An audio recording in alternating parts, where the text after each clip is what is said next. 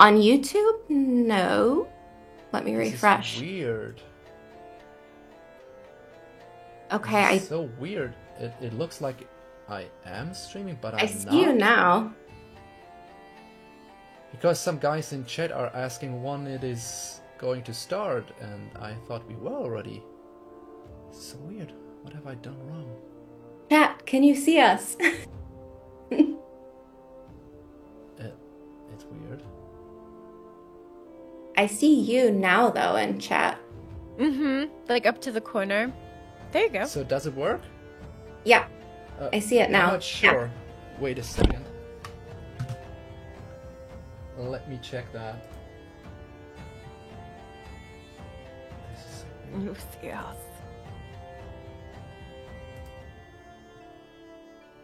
No, we are live.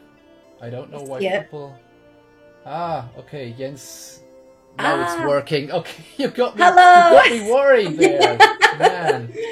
I was shocked. Okay, wait. No need to use up more traffic here. Okay, cool. All right. Sorry, I was shocked there. Oh, chat is working now also because it wasn't being displayed here. Okay, cool. Everything seems to be working. Cool. Okay. All right, cool. Traci, you're on. So I actually still remember finding this series. I think I was like about 16, and sci-fi fantasy was what I primarily read when it was like leisure reading time for me. And I would choose books by going to the sci-fi fantasy section at the library, and I'd put a pile on the floor, and I would just open to a random spot, and if it caught my attention, I would take it home with me. And Eye of the World happened to do that. I don't even remember where it landed, but I was like, yeah, okay, I'll take that home. And I loved it, but I was also like 16. So I feel like I related to the series in a very different way than I do now, in particular. It's a different experience to reread. If you have started it with 16 and then you read it as an adult, it's so different. Yeah, an adult who has a child who's now like 21. So it's, I don't know, it just gives a very different perspective. You don't look like that. She has an Aes Sedai face. Yeah, definitely. My oldest son is 21. Wow. Yeah. Anyway, I loved the books up until like somewhere in my mid to late 20s, I think. I think I got to like Winter's Heart or whatever. And I just had so much going on. Like I was in school, I was a parent, and I just had so many things happening. And Winter's Heart just felt so disappointing. It did? To me, it did. The ending was awesome. I didn't get that far. Oh, damn it. The best part. Well, the slog started with Winter's Heart, but the ending of Winter's Heart is one of the best parts of the whole story. And you know what the worst thing about it is I didn't know anybody who read that series. Like, I was the only person I knew who had, like, decided to read this series in my social circle and whatever. There was no internet. Yeah, and so I didn't have anyone to tell me, like, keep going, it gets better. I just was like, I'm done. I'm shelving this for now. I just can't. And I really didn't come. So many skirts being flattened. And, how does he put that in English? Smoothed. Skirts smoothed. And being adjusted. Yeah, too much. Yeah, it just it didn't get me. But then I didn't finish reading the series until this last year when Amber and I were reading it together. So I think we were reading New Spring, and I was wrapping up the rest of the series at the same time, and it was how far? It was really fun. How far had you gone? Well, Traci had read up into a certain point in the last book and just kind of stopped because she didn't want it to end. Finish it. Yeah, like there was kind of like this emotional attachment to it where once it's over, it's over. Yeah. And it took us reading it together for her to like finish the last book. Yeah. Seriously, it did. It's so intense having that relationship to all those characters, even the minor characters. Definitely. It's unbelievable. And it's I was an totally experience of a lifetime. I was totally that person that would reread every book before the new release would come out. And I did that up until the 10th book. So I had reread several of them several times, at least like skimming through them. Yeah, you so had to. I had invested a lot of time in that series, and when I felt disappointed, I was just like, Yeah, it felt like just treading water. It was going nowhere. But the way it wrapped up, I loved it. I wept. I laughed. I made fun of stuff. Worst post-book depression ever. Yeah. Oh, yeah? Yeah. You just can't read anything after you finish The Wheel of Time. I definitely needed some time to kind of like reevaluate things, and then the next book I read after that was something very quick and lighthearted, where something totally different. But yeah, and I think we moved into Eye of the World shortly after I had finished A Memory of Light, and it was actually like cleansing in a way. It was such a weird experience. It was like refresh, but I don't know how to explain it. It was like, oh, you're all still there. And it's so different, all that knowledge about what is going to happen to those innocent children. Yeah. Right? Yeah. Like, Rand, when you read Rand after A Memory of Light in The Eye of the World, it's just, oh my god. It's almost painful. Yeah, it's almost painful where it's like, oh, like you just want to protect him. Yeah. Wrap him up and just put him safe. Yes. I think for me it's a Gwen where I'm like, oh, like man. she rips my heart out. She suffers so much. And does it willingly. Yep. You know, like great character arc. One of the best, if not the best. I agree. I think there's so much growth in what she does, and I just love it. There's so much that I love about this series, which is why I always kept reading it. And then Amber and I read New Spring together. And that was the only book that neither one of us had read yet. And like, I know I had been like super dragging my feet on reading it, and now it's like, my beloved, look, I brought it with me. It's such a tiny, sweet little book. Look at this. It really is. But it is so. Are we all holding it now? Like, I hope so. There are just so many points where Robert Jordan is at his poetic best, especially when he's writing Lan, and I'm just like I melt into a puddle just thinking about certain moments in that chapter, the deeps. I mean, I could reread it and reread it and reread it. I keep waiting for us to like chuck whatever reread we're doing and be like, oh, it's New Springtime. We just can't. So, did you two by any chance do that reread in preparation for the show, or was that just pure coincidence? No, it seems to fit. We wanted to do something that nobody else was really doing. Like, when it came to, like, rereads and stuff, everybody started with Eye of the World, and that absolutely makes sense. But we were like, is anyone covering New Spring? And then we were like, neither one of us have read it. This will be super fun. You did both, didn't you? Eye of the World and New Spring? So we did New Spring first, and then we did Eye of the World. Okay, cool. Yeah. I saw some of the videos. I just checked out your channel. In preparation for today, actually, I just wanted to get a feel for what kind of content you're doing, and it's so much fun watching you two, your banter and just your humor and the way you just tend to go way off track sometimes. I just say, episode 8 reaction was my favorite one.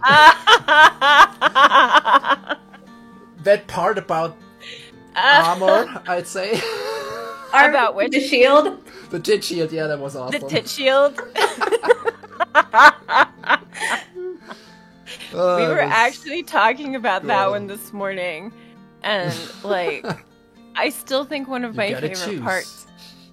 Right. Like, we were talking about the horn-of-a-lear part where they, like, just set the horn off to the side after they, like, dig it out. Yeah. And, like... That was kind of stupid. Like... Tracy she's laughing and she's like, they put it down. And I'm like, wait, what? And she's like, they put it down. They were out of control. You couldn't rewind it. Stop laughing. It was so ridiculous. Like, to think they're like, oh, the horn-of-a-lear. Oh, wait. Maybe it's not the best time to say that, but you were infectious. I couldn't stop laughing as well because I'm just watching you and it just got me. Yeah, that was so stupid. Thank you. Put it there and okay, cool. We dig it up. I think what's next? Still processing that it was the horn of Valir. Like, I was still processing that they had pulled the horn of Valir out and that it was a part of the show now. It was roughly around the point where you just stopped talking and were just watching and getting silent more and more and thinking, processing what you were seeing. Yeah, the wheels were turning. But we are jumping ahead. Let's just talking about the show now. The show. Well, okay. So, if I got that right, you. Traci, you started way back when you were 16. Then you got with every release up to book 10, and then you just said, "Okay, it's enough." Yeah. And how long did it take to rediscover Wheel of Time? For you? So how much time was there between giving up and giving it another try? Well, I think it was after Arthur was born, so probably 2014, 2015.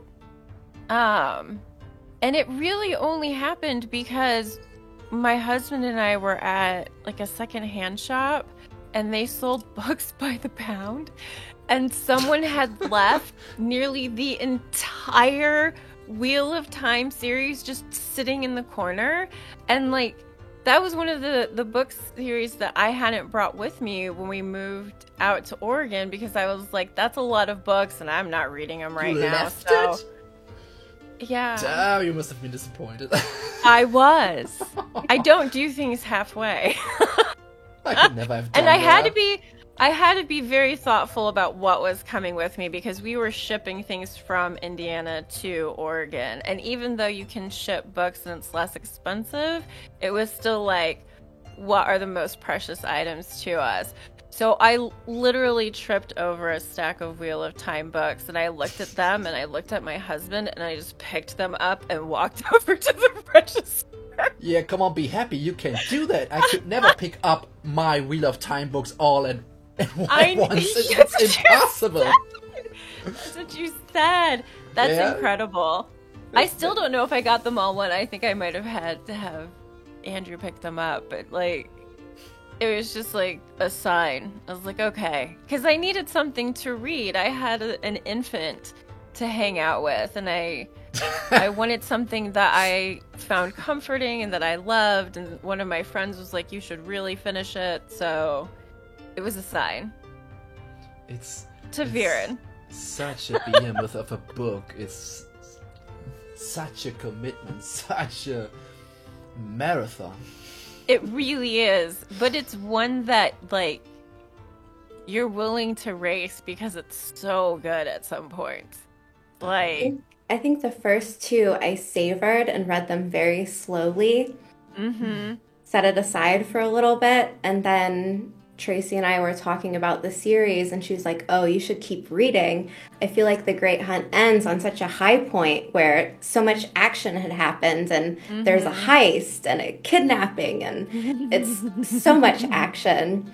And as soon as I got into The Dragon Reborn, it was just a marathon. I feel like I don't remember what happened in my life for months because it was just the Wheel of Time.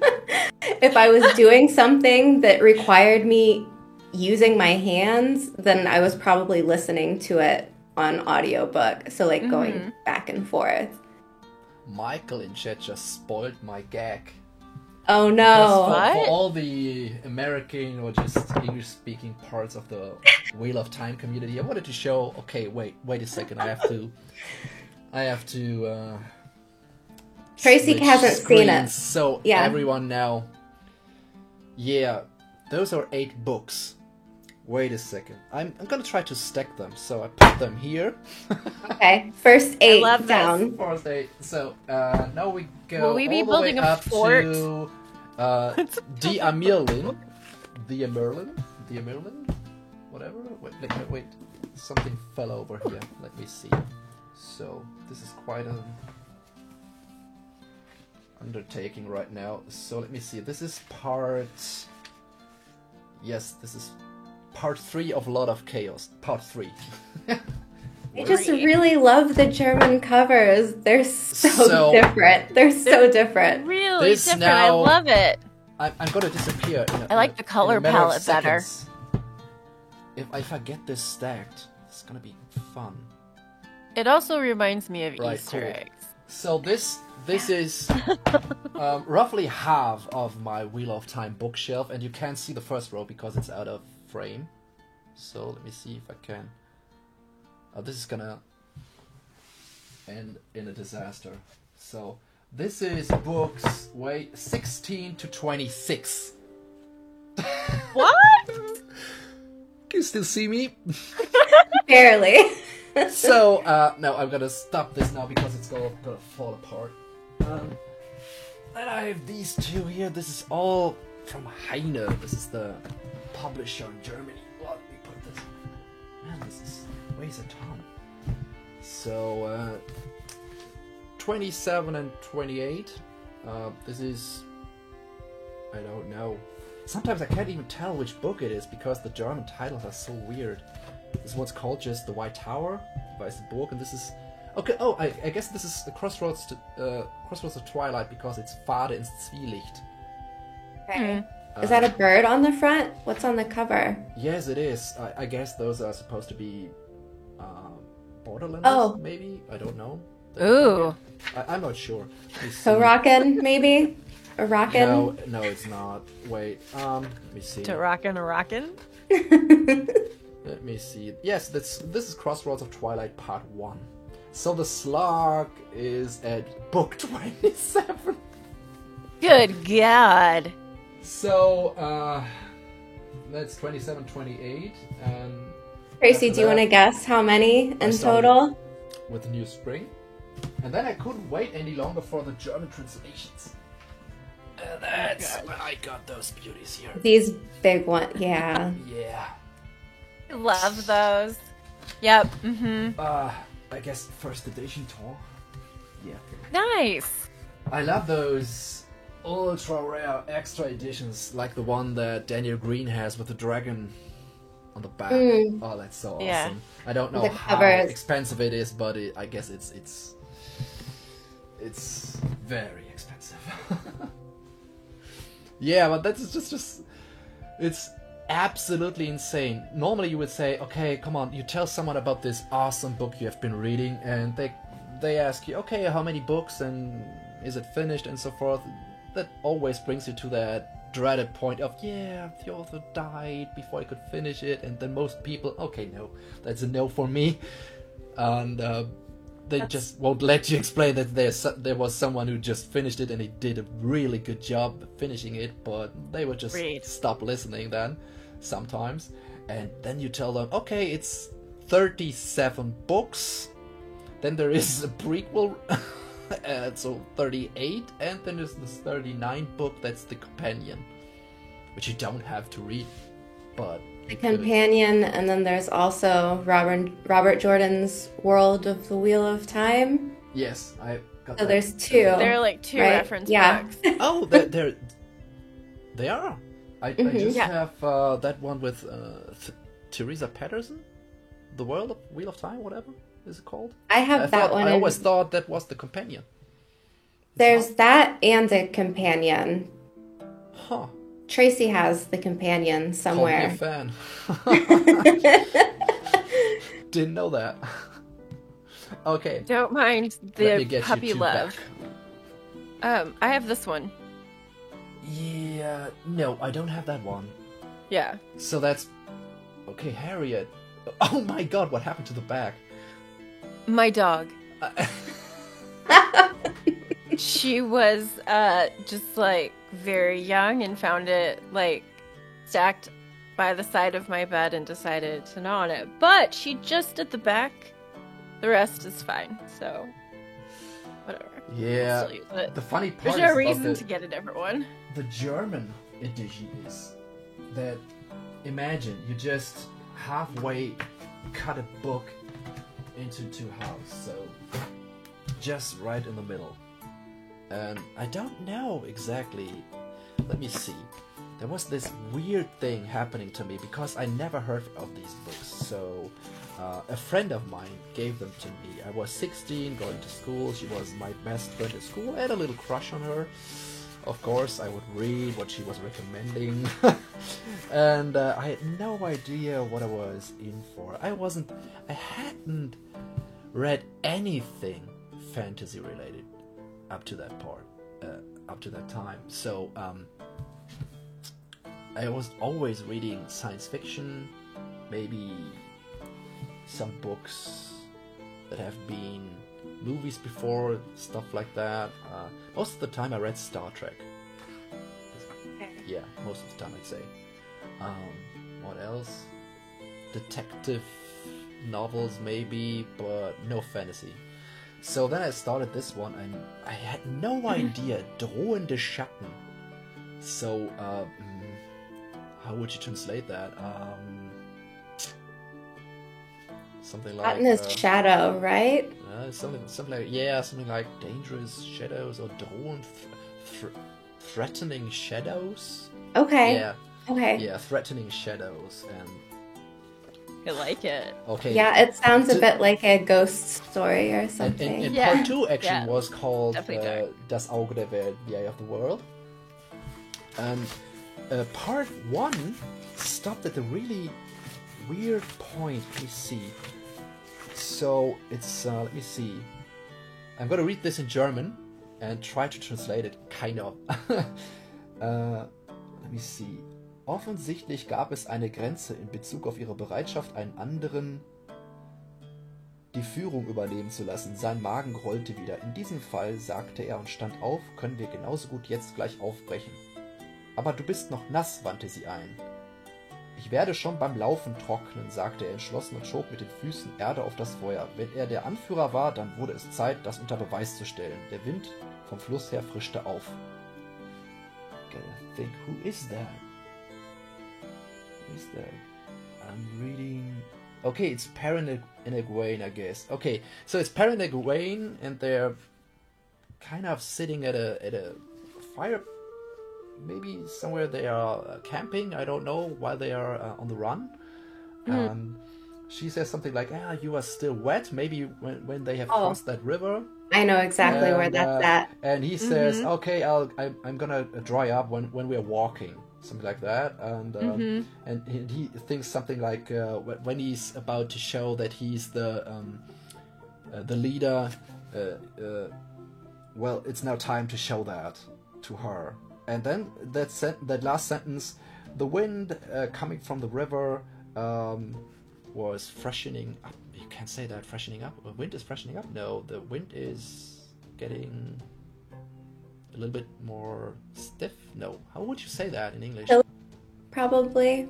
I'm sorry? Chilling? Chilly, yes, chill. So the wind got a little bit more chilly, whatever. Don't know. Yeah, chilly, yeah. So that's the last sentence. And then I turn the page and I read Glossar. So that's just everything about here. You see that.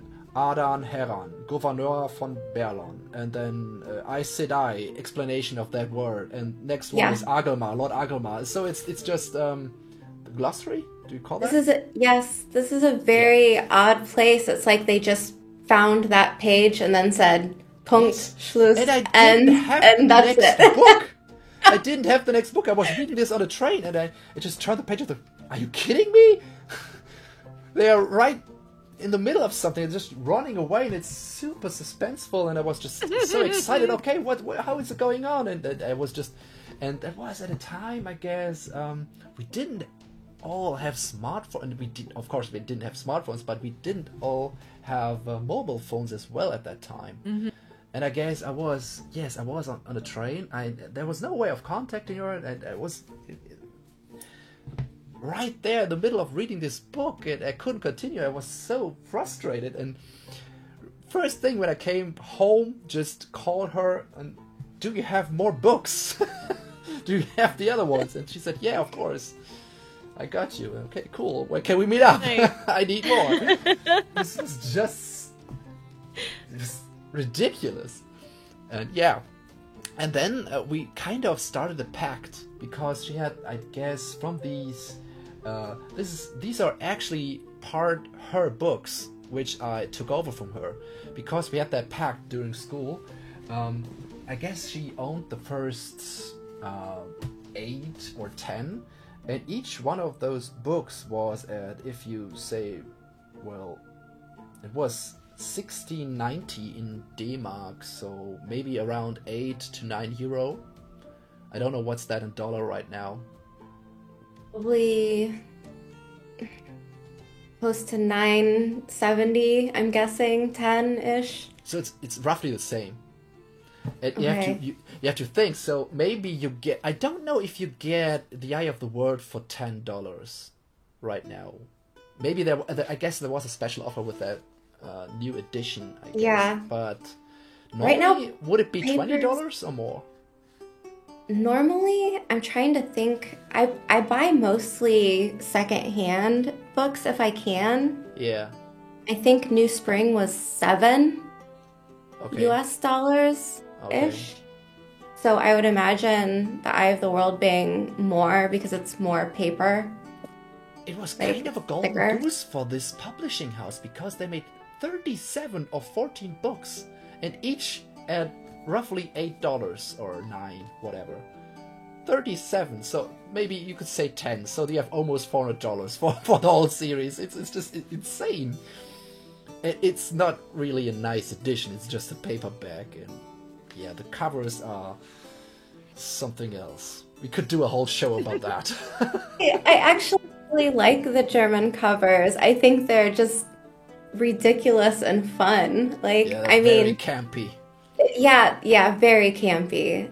I mean, the new covers that they've come out with, they're very serene and, like gentle nature scenes.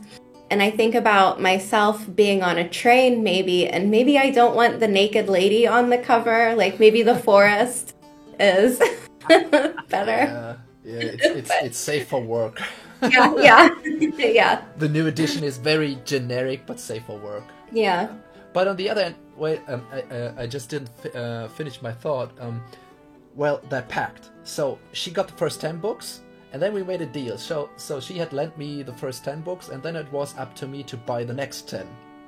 And so we switched back and forth, and after a while she said, okay, I've read them, maybe I won't read them again, it was fun. And then she just... I don't know if she sold them to me. I guess I'm pretty sure she gifted them to me. Yeah. That's a good friend.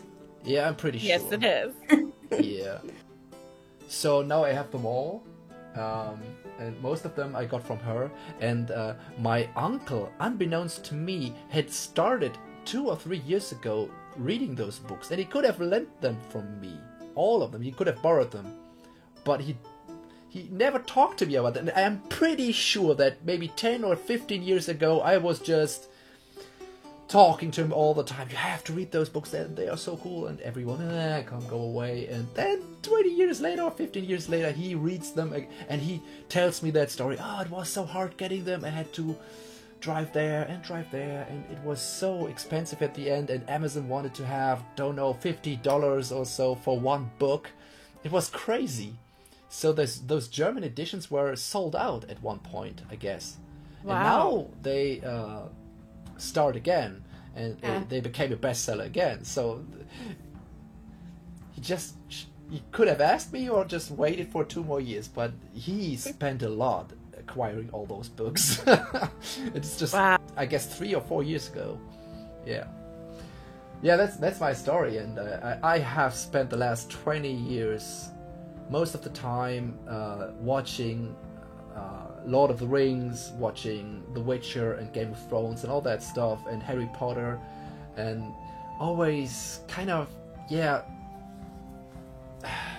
sighing and thinking to myself, oh man, look how good this looks, how much the technology has evolved and what they can bring to the screen, and all those magic beings and special effects and all that action, and then I thought to myself, but 14 books after the Lord of the Rings and after that extended edition came out, I thought to myself, okay, they just need roughly $20 billion, 10 movies, each 4 to 5 hours long.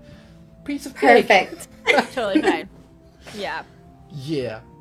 And then the series announcement came along, so the TV show announcement, and that got me really excited. How did you experience that? We had started our podcast, and I believe that it was something that we knew about, but it wasn't really something that we were focusing on. As we got deeper, further into New Spring, I think things started to kind of like click.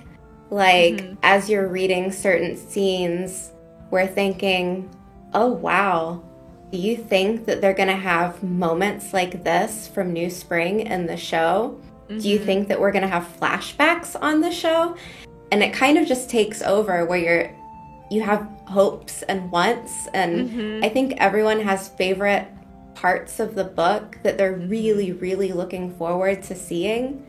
So, I mean, we were just excited and kind of along for the ride, and maybe just speculating, like, what do you think they're going to show us? Yeah. Hope is a treacherous. Yes. Yes. It's not too bad if you can temper it with like taking things lightly and like. That's good advice. Well, I mean, the thing about it is, this series isn't flawless. It has its points where I'm like, come on. Really? This is convenient. Yeah. Like, so Ta'veren, the whole concept of Ta'veren is just such plot armor and conveniency. Perfect. The perfect plot armor. Yes. It's near painful sometimes. It is. It just is. Truck it off Ta'veren.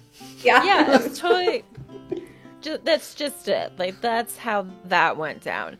But it's still. I love the series. I love it. Love it. Flaws and all. I love it. For anyone to try to undertake turning this book series into a TV show is just like. Yeah, you I mean, we every once in a while are like, we could write this better, you know, like we joke around like this is what we would have done, and it would have been so much cooler had they done this thing, you know, like we speculate. But I think overall they did the best that they could with what they had, and there are definitely some moments where like we were like, I'd like to see this off-book moment, this thing, and when they like actually showed them in the show, it was like, yes, it was so good. Logain, for instance, that was so cool. Logain, I think that was brilliant. Like that was the battle in Emmons Field. Like we were kind of hoping we would get that instead of like the Rand coming across the charred out village. Like I wanted that, especially like as an opening, and so like it was just amazing to get to see that. I loved it. And then, of Yeah, it course, was like, gruesome and grim dark, but it was awesome. yeah, yeah. I mean, I don't mind like some gore, some blood. Like, it's fine. There's still, I mean, I think too, there's always going to be changes where it's like you're so shocked that it's like hard for your brain to like load like what's going on. Where it's like, wait, what? Yeah. What? But I think we've had moments like that, like during the first season, where it was just kind of like, wow, okay, like this is totally different, and kind of just like speculating and trying to think like, okay, well, where are they taking it from this? Interesting. So if I get that right, you were most of so the most prominent thing you were hoping for was of page stuff being realized in that show, or some specific moments, just seeing them, how that would play out in live action? What were your overall hopes or maybe expectations for an adaptation? For me, I wanted to see like world building like on a very like large scale. Like, I'm very interested in all of the different nations and the different cultures, and you know, I don't want it to be like monolithic where like everyone in every nation has the same outfit and the same attitude. Like, I'm here for like something that feels real. Like, if you go to a big city, you know, people don't wear a uniform, I guess. But that, and mostly just like the sets, is something that I think I'm really drawn to. Like, I'm liking to see these villages, and this little Breen Spring village where it's just so like shabby, and it looks like a strong wind could just blow everything over, and it's this little mining village. Like, I really enjoy the details like that. Yeah. There's some great Western Americana vibes. Oh, yes. That scene where Padon Fane, I think, is exiting the ways, and they have this like low shot, wide angle of his feet, and it's very like Americana Western. That shot actually is called, in German film studies, it's called cowboy shot. Amerikanische. Okay. So the American shot, the cowboy shot when they are just about to pull their colt. Yeah. I love it. Yeah, it is. I didn't know that. Yeah, it just works. That's just yeah. Yeah. You got it. The collective collective memory, you could call that. So kind of collective sensitivity, because you have that collective cultural knowledge, and it works. Yeah, that was something I was hoping for as well, and to this point, I guess the show delivered, because we got a lot of different cultures and so great, really astonishing, amazing costumes. And the only gripe I have with the show is sometimes the lighting is not ideal, because sometimes they tend to light it in a way that is too harsh or maybe too bright, and it reminds me of shows like Star Trek: The Next Generation, or maybe The Orville. Have you watched The Orville? Next Generation, maybe? I've Star seen Trek? Orville. The one with Picard and Data and so forth. Have you ever seen that? I've watched that. I've seen Picard, yeah. So you remember all those scenes on the bridge, very light, and the lighting is very even and not very dramatic. So if you compare that to newer Star Trek like Discovery, have you ever watched an episode of Discovery? Yeah. So that is very grim dark, and the lighting is very dramatic. It's always almost very dark on the bridge, and there's very dramatic lighting from the sides, and there's almost every time there's one half of the face is in shadows and so forth. So it's that dramatic lighting which you sometimes know from those shows like The Witcher, or maybe even Game of Thrones, sometimes, when it's all in all very grim dark or dark in tone, even visually. And that was the case with with Discovery as well, and was a clear contrast to what most of us had in their mind visually from Star Trek, when most of us thought about Star Trek Next Generation. And it even gets more clear when you compare Picard, the new show, with Star Trek Next Generation. You have the same titular character, or the same main character, you could say, the captain, and it looks and feels so different. And sometimes, if you have that bright lighting like in Next Generation, which you have in Tar Varlon as well, some pieces of I wouldn't say equipment, but of setting or the costumes, they are being revealed as being just that, costumes and setting. So it's too much light, and it just doesn't manage to immerse the viewer completely into this fantasy world. That is sometimes my problem with the show. Heard that from other people as well, that it just almost feels too perfect, where it feels like a set, or it feels... It looks and feels artificial sometimes. Yeah. That's the problem, not like it's been lived in. So when you look at those streets in Tar Varlon, I could always explain to myself with book knowledge, okay, it's an Aes Sedai town. They have magic, they clean everything up, they have wards, no rats, no anything. So it's perfectly fine. We just have to wait for Elida to get control, and then just watch the trash keep piling up. Yeah, that would be awesome.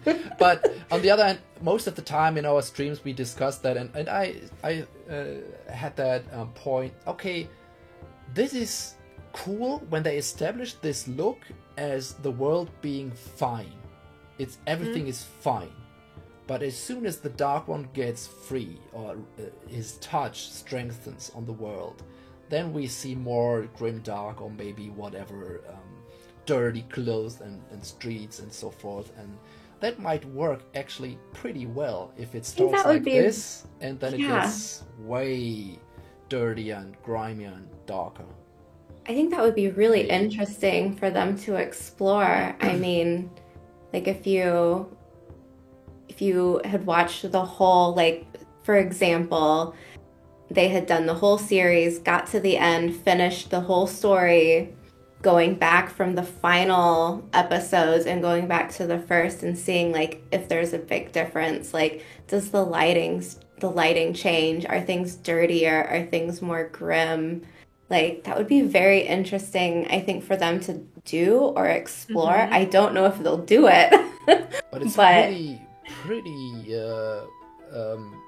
it's very much possible that they changed the look dramatically, because they did that as well with The Witcher.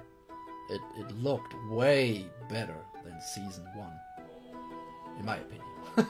The second season? The Witcher. Yeah, the second one, the second season. It looked better, in my opinion. It was more consistent with regards to quality, VFX and lighting, and the overall presentation. It looked better to me, and the structure was better. But that's another part.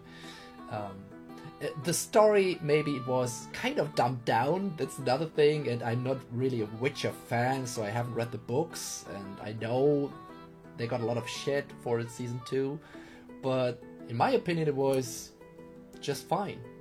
It felt like an improvement to season 1, and that was something that filled me with hope for season 2 of The Wheel of Time, because they have way more time. They don't have those pesky restrictions from COVID, and they have vaccines now, and I am pretty sure that we will have definitely a dramatic improvement in quality, at least visually and with regards to VFX and writing. Don't know. We will see.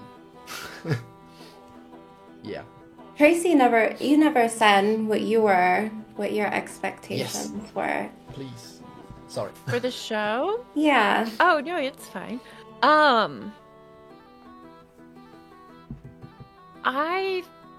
I think one of the things that was really nice about coming to the show while doing the podcast is I was almost kind of like gently led into what it was going to look like.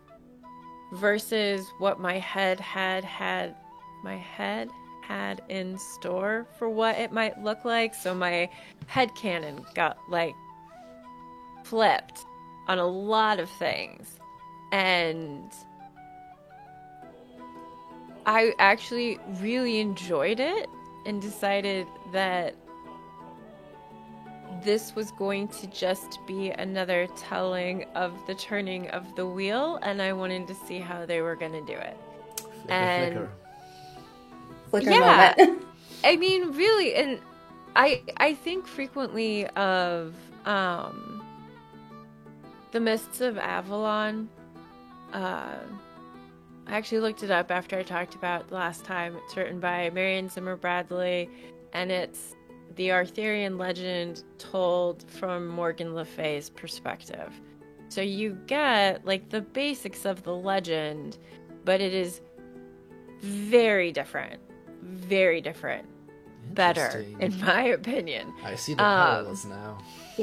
Yeah, so like giving the Wheel of Time an opportunity to be told from a different point of view, a different angle, is something that, like, I feel like we're so lucky to be in a place where we can do that, you know? Like, we have these special effects capabilities, and isn't every season one a little rocky? You're still figuring stuff out. Like, when you were talking about lighting and changing the mood, the first thing that clicks into mind is the third Harry Potter movie, where you go from like the first two Harry Potter movies and it's like happy sorcerer time, and then you get to the third one and it is like, oh well, okay then. And like it gets you prepped for what's coming next. So maybe this like almost too perfect lighting is intentional. Maybe it's very much going to be that flip that when we come back to it, it's like, dang. And now here we are. So I don't know. There are definitely things that made me shake my head. But as far as expectations goes for season one, I'm not disappointed. I like the open-heartedness of that, and the just that approach of, hey, I've experienced that before with another book or another story, and why not here? So not just you have always the possibility of just saying, okay, this is dumb and why don't they do it like in the books? But I mean, I've said that too. Yeah, okay, of course. Oh, yeah. I can't free myself from that notion as well, because sometimes I just say, oh, come on, why? But there's a saying which I've made to kind of how do you say that? Like I've made it a mantra for myself. Can you say that? So something like which I want to keep in mind and remember, so that I can take that advice. So there's that one saying which is from Albert Einstein. Einstein, you should say, maybe Albert Einstein. So he said, and I don't even know if he said that in German. I guess I cannot find it in German, so maybe he just said that in English when he had left the country. So it's, in the middle of difficulty lies opportunity. And this is something that has become central to my life, because it's something you can apply to so many situations in life. You can always say, you can whine and say why, and damn it, this is unfair, and or you can just say, okay, come on, this is difficult now, and such was episode 8, it was difficult. But it also gave us opportunity to get into another mindset, to view it through a different set of eyes. So just to adjust. Isn't that what life is all about? Adjust. And of course, when we talk about hopes, one of my biggest and most important hopes, I guess, for this book was I get something that enables me to share this insanely important experience that I've acquired in my life with other people who are just too lazy or just have other reasons why they won't tackle 14 books. But now I could just say that, come on, Amazon Prime, everyone has that because they want the free 2-day shipping. Watch Wheel of Time and know why the books are so awesome. And the biggest fear I had was the show is bad and no one would believe me that the books are better or that the books are worth reading. But now, even when the fans are kind of split, maybe kind of 50-50 on the, yeah, it's okay to, I love it, to, on the other side, I hate it and it's been butchered and whatever, it's still, the sales are going up. It is this hugely successful show. So everything I was hoping for actually is right now happening. Yeah. The Wheel of Time got new life force injected into itself. So, Yeah. It's awesome. It's a great time. It's really great walking into a bookshop and seeing it like set out, and it's like, oh, there it is. There it is. Yes. Yeah. It was Front so and center. frustrating having this huge book and feeling alone all the time, especially when there wasn't an internet community. Yeah. 90 million copies sold, and every time you tried to talk to someone about it, yeah, a lot of the rings Wheel of Time. What's that? What? It drives me crazy. I've told people, I'm like, oh, like, you know, this book series that I'm very heavily involved in, you know, they're making a TV show about it. It's one of the best-selling fantasy series of all time. It's like, I've never heard of it. And I'm like, right. Well, that's unfortunate. But it's very difficult getting someone to read that many books versus watching a few hours of television. And if they like it and go pick up the book because of it, like, I'm happy with that. And I think you get kind of an elitist feeling. Not necessarily an attitude, but come on, you are one of those who stuck with those books, who got through them, through the slog, and you managed to get it all done, and it's 14 books. It's such a huge commitment. You can be very proud of that. I mean, that's like bragging rights. Like, you've done it. Like, you've done it. Like, you should be proud.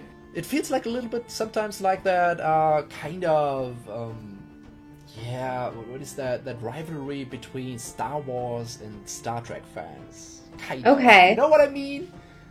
Yeah, don't let me you know what I mean. Know what you mean. Yeah. Yeah.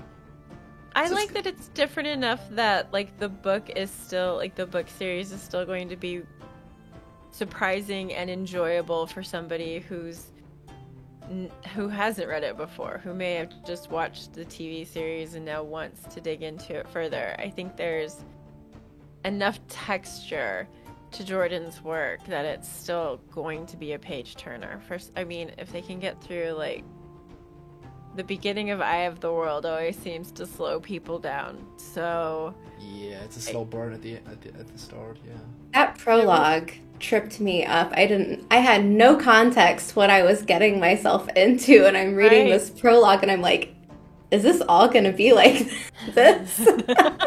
Very confusing. Yeah, totally. Yeah. First read, what the hell is going on here?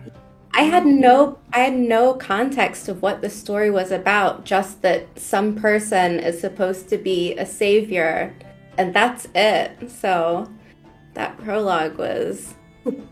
It took me 20 years to see all those parallels to Dune, for instance. Oh, okay. Yeah, there's a lot.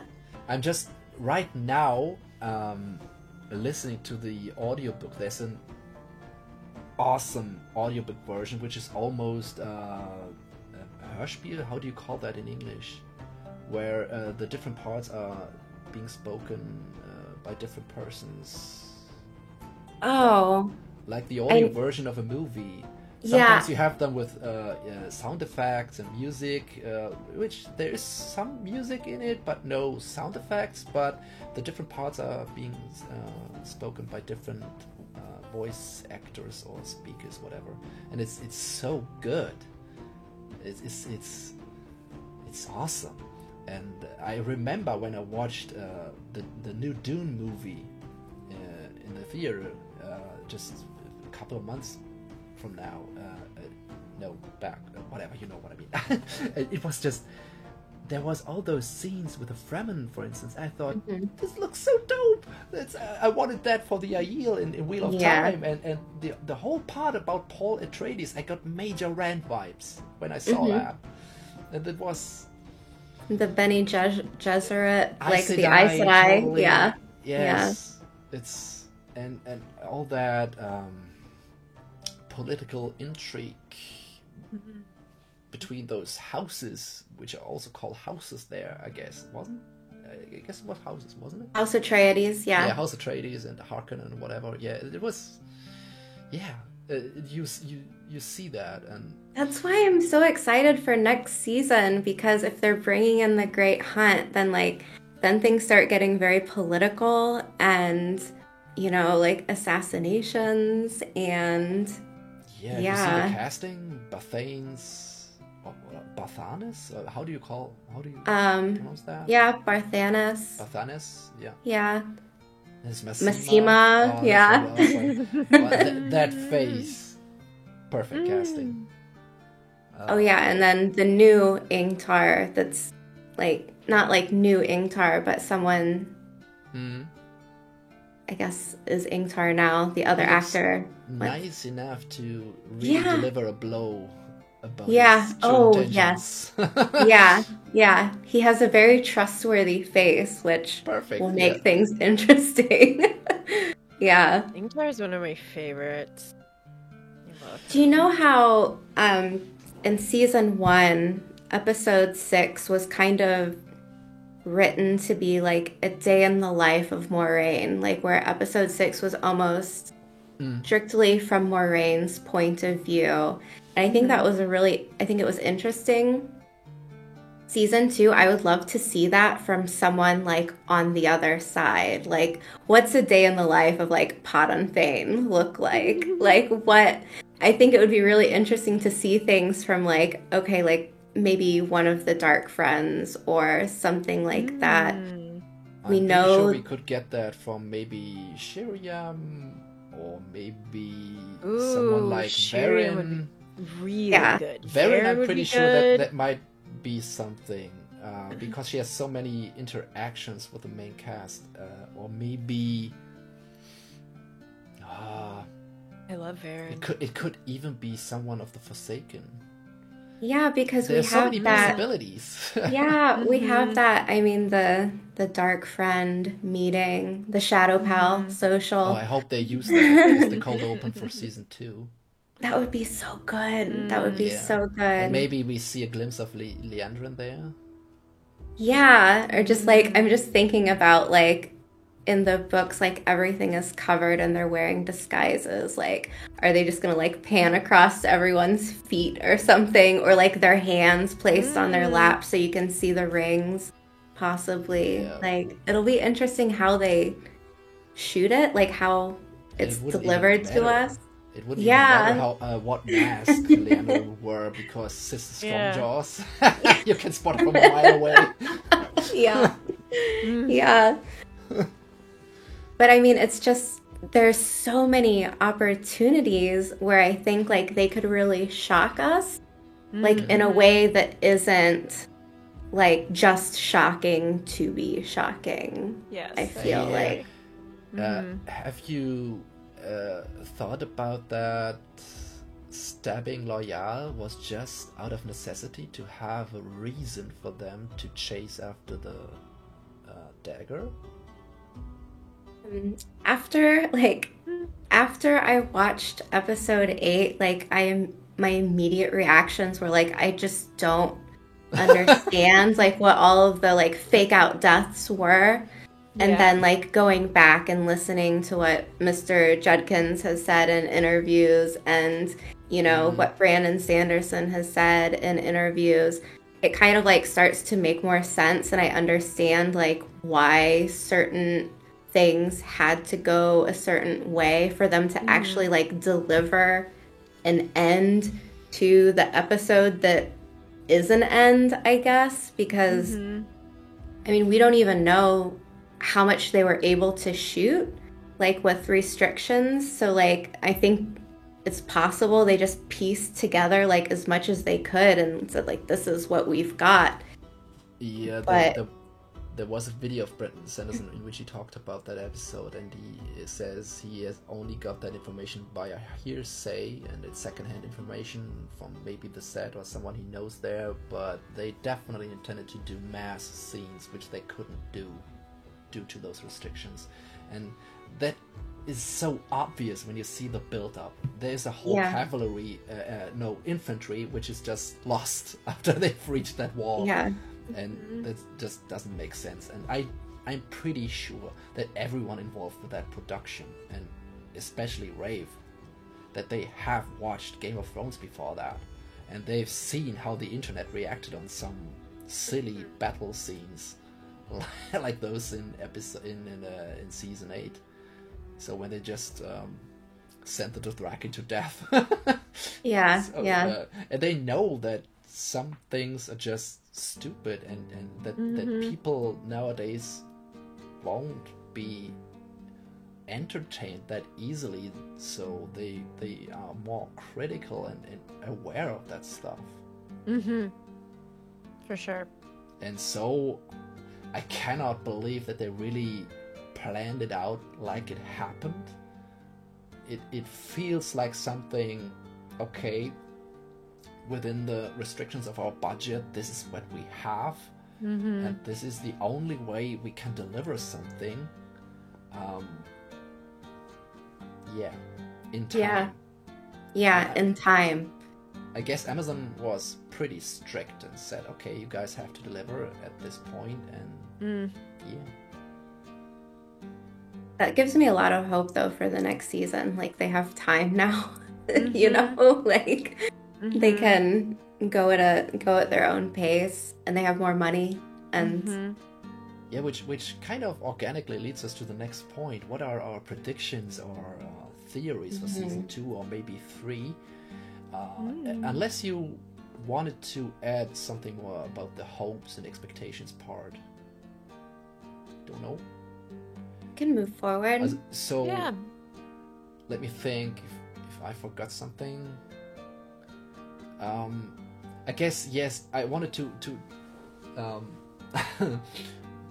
be a little bit patient with me, because there's just one point I want to make. Yeah. Because it's something that I noticed.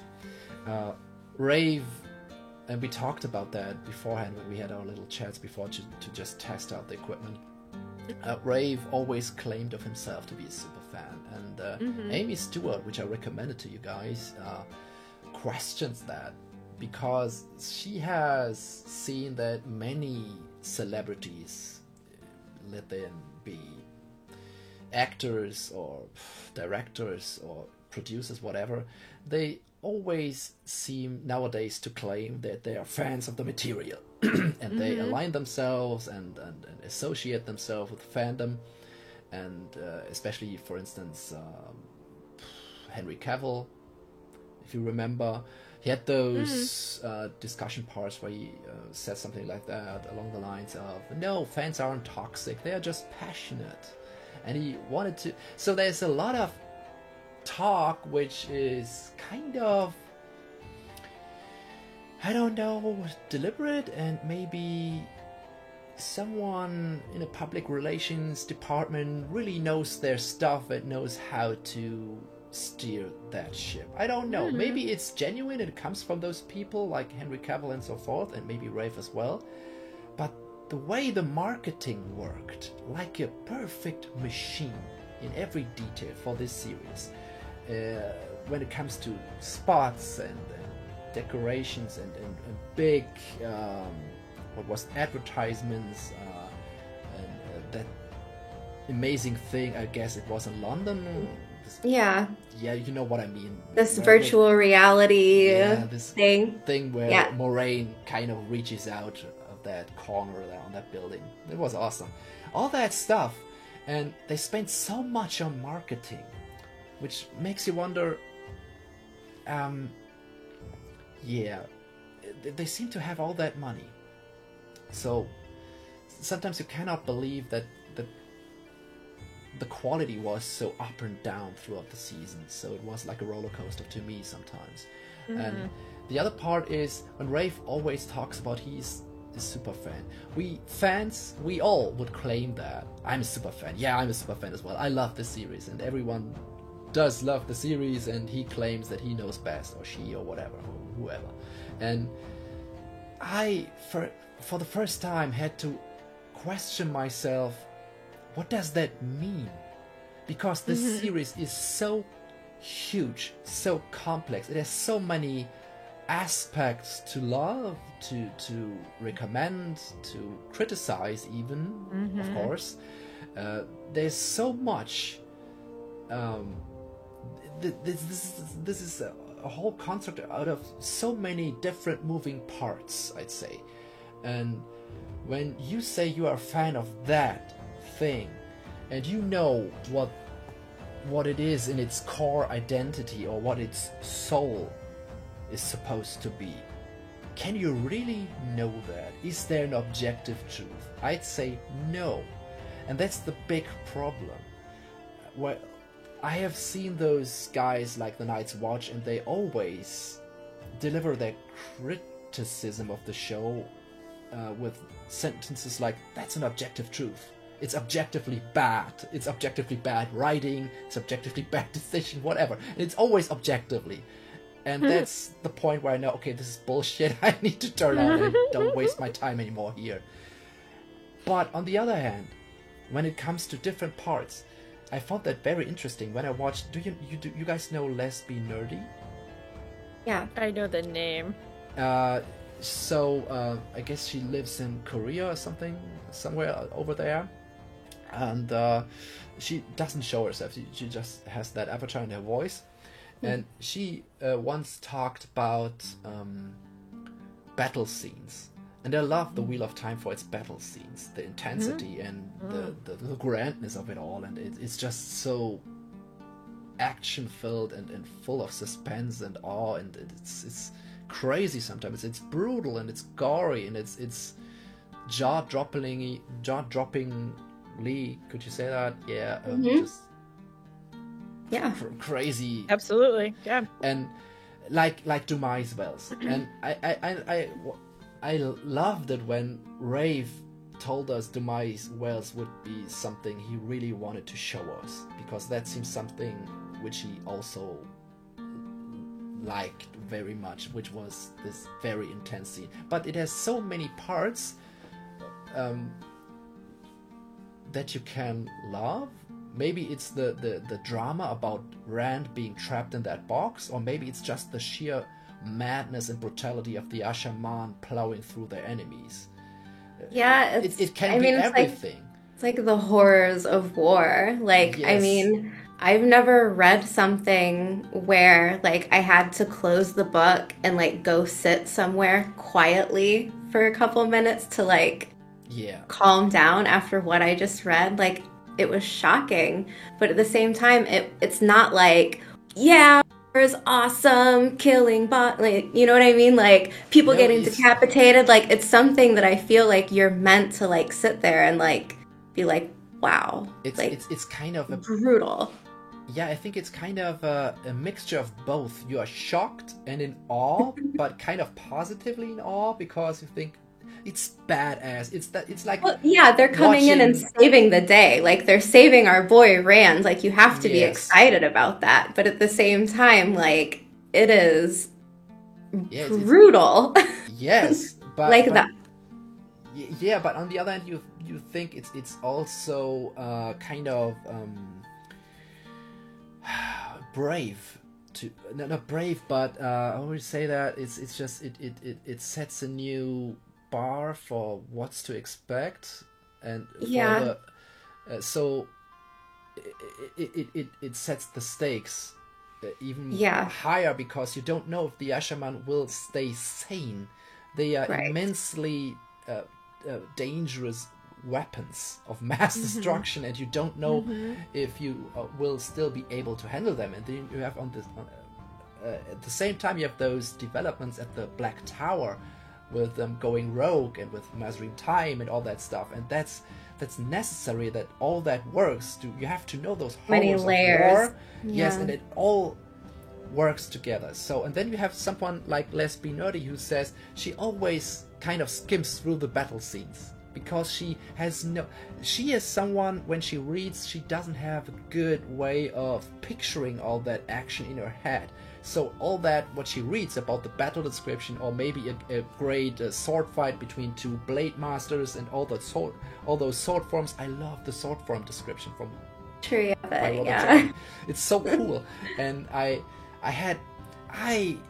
loved all those lightsaber duels in Star Wars, and I always had that kind of feeling that Wheel of Time is a mixture of Star Wars and Lord of the Rings, kind of, because there's the power, and like in Star Wars and stuff they can do, they Like can the move Force. things Yeah. telekinetically, kind of, and stuff like that. And then there's the sword fighting, and kind of a male Aes Sedai on Asherman comes off as maybe a Jedi or a Sith, kind of, depending on which direction he goes. So all that stuff is something that is what I loved about the Wheel of Time. And I love the magic system, all the intricacies about how it works and what is possible and what is not possible, knowing the limitations of it all. And that's what makes it so cool and suspenseful. And you know, okay,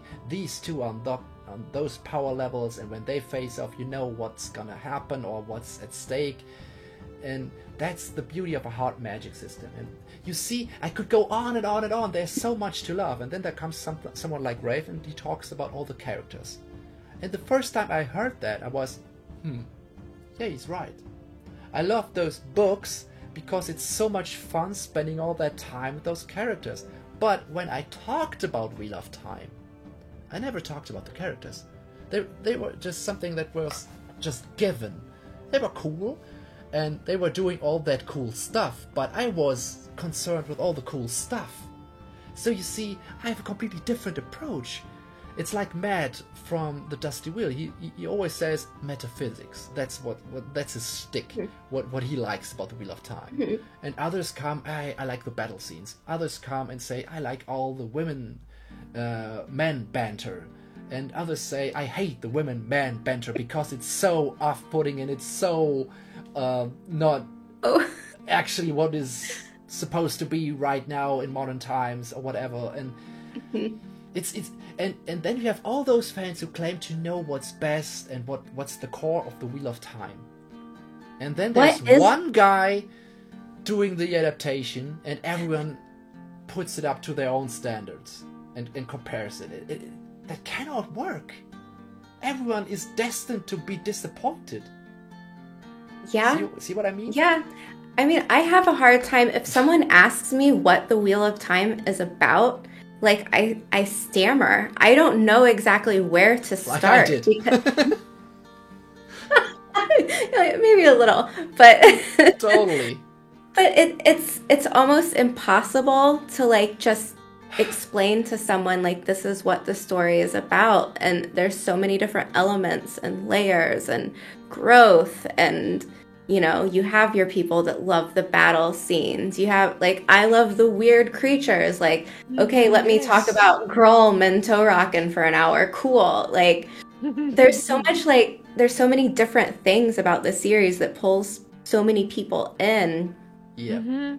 I think everyone's destined to be a little bit disappointed here and there. The sheer madness of claiming that there would be some kind of thing like a united fandom, who all have kind of the same grasp of this totally complex, huge world. And all those aspects, Yeah. main magic system, secondary magic system, and all those stuff. It's Like, crazy. there's people that say, like, Lan Mandragon is the coolest character, and there's everyone else who don't think that, and they are wrong, but, I mean, I'm just kidding. I'm Or kidding. pick Nynaeve and I mean, I Egwene. love him. Everyone's Like, now between loving. them? Yeah. Everyone's now loving Nynaeve. Before watching the show, that was not the case. Definitely not. She's my favorite, so. Amber After loves 37 books, yeah. Well, But the first book, Nynaeve, is just a pain in the ass. She's so annoying. And I don't obnoxious. know, like, I kind of resonated with her because I was older when I read the series. Like, I'm the oldest of 4 children in my family, and I just think about, like, trying to get my little brothers and sisters, like, to do anything where it's just like, I'm herding cats, you know? Like, someone's off doing this, someone's over here making stupid decisions. I'm just trying to keep you guys safe. Like, could you please not, like, injure yourself, steal things, doing this and that? Like, I resonated with that. Same thing for Moraine. Exactly. Those stupid kids. Come on, just listen to what I'm saying. I'm just trying to keep you guys alive. Yes, that was exactly. actually one of the really good switches from the books to the TV shows, where Moraine was just like, I'm not putting up with this. I don't have to. You're with me or you're not. Like, if you guys want to die, like, be my guest. You should Rosamund probably Pike plays hang it with perfectly. me. Those little tidbits of her facial expression when she's annoyed or when she's just okay, I'm done with this crap. It's so cool. Yeah, she does. She makes it very cool. Yeah, I love it. That works totally. So that was just something I wanted to point out because I was so disappointed, and you guys pointed that out as well when you had watched my episode 8 reaction, because I really cling to that hard magic system. That was something that was so dear to my heart. I really loved this about the Wheel of Time, and it's something that I always bring up when I compare it to other high fantasy franchises. So I always say, Lord of the Rings and whatever else, it's cool, great, I love it, but Wheel of Time is so much better because it has that hard magic system, it has that world building which is so much more detailed and rich and It's intense. And when some of that gets lost in adaptation, I feel that pain in my heart, because here goes my only chance to let people know what I love, and this medium, this thing, this series cannot hold up, it doesn't, it's just, it doesn't seem worthy in some parts, and that's it's almost as if, like, we don't know what their rule book is for the magic system yet. So, like, it's just like, what are the rules? Like, I would like to know, like, what's their, like, Bible say? Like, what, you know, like, what is their magic Bible have in it? Like, what is possible? What is not possible? Is it going to be kind of left ambiguous? Or will it slowly, like, develop into something slightly different than we have in the books? Or will it just be completely different? Like, we don't really know exactly. Like, it feels so unsure, I guess. Where I don't know if I explained that very well, but you did. I'm still hopeful because they have the chance to kind of fix that in season 2, but some of the problems I thought they were unnecessary. They could have been avoided so easily. That's what frustrates me, because sometimes I think, why do this? Because this opens up a whole other can of worms and so forth. And but on the other hand, this is and here I can close my point, which I wanted to make, because sometimes I think, okay, Rafe is a super fan, but his understanding of being a fan of the series might just be fundamentally different from what I think should be that understanding. So I think that magic system is so important, and he thinks, it's secondary. It's something I never cared much about. Like Leslie Nerdy never cared much about battle scenes. So if there's some very stupid tactic in a battle, she just wouldn't notice it, and she doesn't care because she skims through. Here's another character moment with those two, and I wanted to see and read just about that. And so I don't mind about stupid battle tactics because the battles I skim through. And maybe Rafe was someone who just didn't care that much about metaphysics and those rules of the world. But on the other hand, I have to say, in high fantasy, the rules, how the world works, are really important. That's kind of unwritten law of that genre. Well, if anything can happen, nothing is surprising. Yeah. So that's true. There has to be some established rules, like even if there's magic. Mistakes otherwise. Yeah, but I don't know. Like there were things that I was very entertained with, and there were things where I was like. But by now, I guess I see that with you too. With you both, we have now digested that finale, and we are so I guess in a state of mind where we could say, okay, let's keep having fun, let's keep using this show as a device to get to know each other more, and to keep the conversation going, and to just indulge more in this world, in our fandom of it, and so forth. And if that show is a letdown, so what? We always have the books, and we can always either make fun of the show or just have fun with it, and then just go back to the books or whatever. It's just, there's no need for all that negativity and hate and whatsoever. I have no tolerance for that, because it's so unnecessary. I don't like that, so I don't want to give any more fuel to that. So that's all I have to say about that. And now I wanted to really hear what you have in store about season 2 and maybe 3. So it's totally exciting, because that's one of the best parts of that show. Yeah, there's so much to wonder about, and then I don't know what's happening here or next, and so forth. And that was one of my hopes, actually, that I wouldn't be bored by something that goes page by page through the books, just like it already had happened before. See, so let's make the best of it. So what do you have in store for season 2 and 3? What are your theories? What's gonna happen next? You wanna go first? So I want this to play out like season 2 and 3 of The Expanse, where like, just because it's this major moment doesn't mean it's the finale. It just means it's a moment that builds up to the next big moment that builds up to the next big moment. Because the source material, the book, the lore gives you plenty for that in what's coming up in the books. So I want to see Shanshan battles. I want to see... you said you wanted to see them scuttle another ship.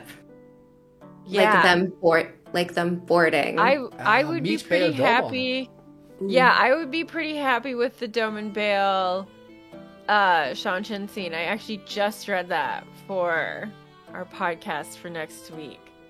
And that would be a cool way to introduce Bale Doman, and then the power of the Domine, and the fact that Captain Aguinan is a woman. I mean, in the TV shows, it's probably not going to be as much of a big deal, but of course, any time that a female is in like an unusual role in the Wheel of Time, the reaction is, oh my god, like, let's freak out because a woman's wearing pants. Okay, guys. Regardless.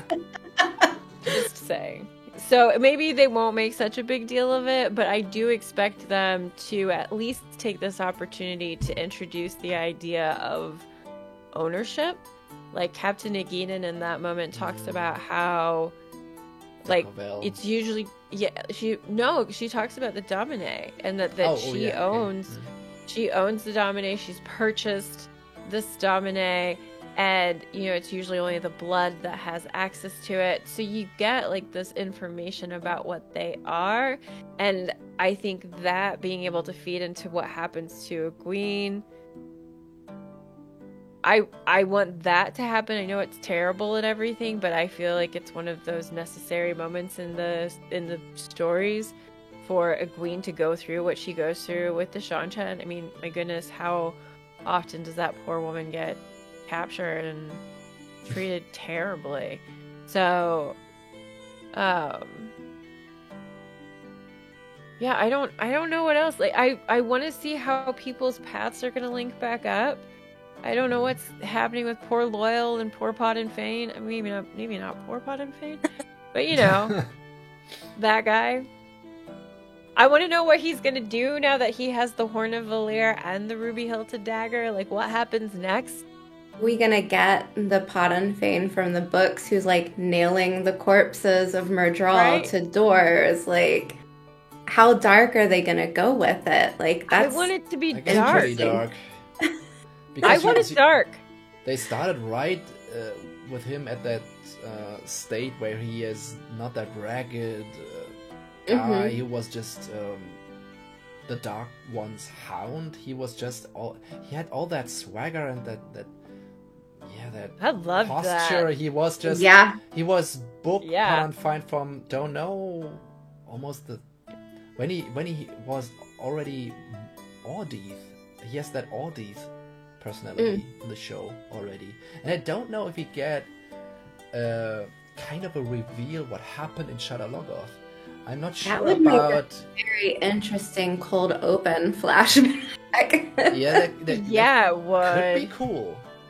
And maybe also we don't have any backstory and clear motivation for Palanfine because there's nothing about the Dark One, making him his hound and kind of just creating him to track down Rand and the other one too.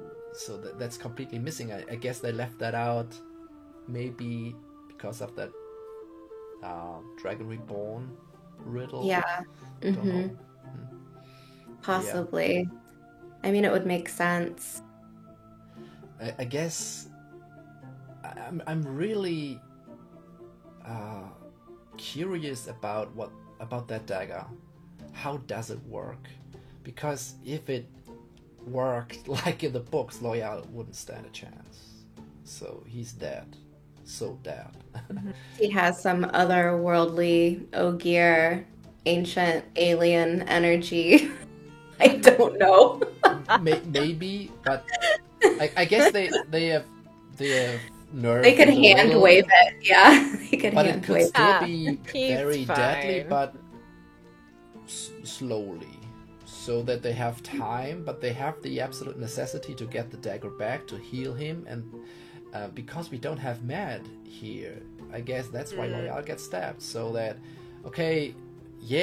Palanfine has the horn, but maybe our guys don't give two flying shits about that horn, but they give something about maybe Loyal, or they wouldn't. Yeah.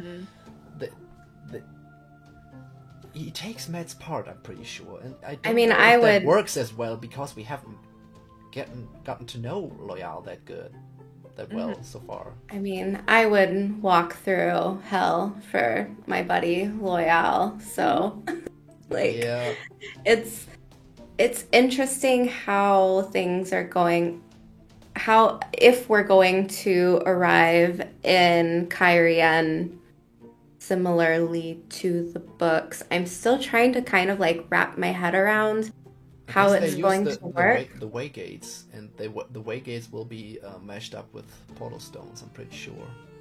I guess maybe Rand or someone else tries to use them, and it yeah, doesn't work out like intended, something like that. That's interesting. I don't know if we get that flicker scene. It would be cool, but maybe they consider that too much, and that maybe it would be too It does feel like it would be really complicated. Yeah. Yeah. You know, like I feel like that's one of those things where it's like, you know what, just save that for the books. It's really good there. All Just that leave stuff it with there. the Brom and so forth, and it's too much, and it doesn't have really any important significance for any other plot elements. So, I mean, we could have Rand meeting up with Celine anywhere, really. Like, it doesn't have to be in a portal stone realm. Yeah. she could be an explanation why he's even able to go alone through the blight, because he should be lost there. He should be dead in hours. He has no... I'm just picturing a woman in white, like, popping out from behind a tree. Like, hello. I mean, he Come with me.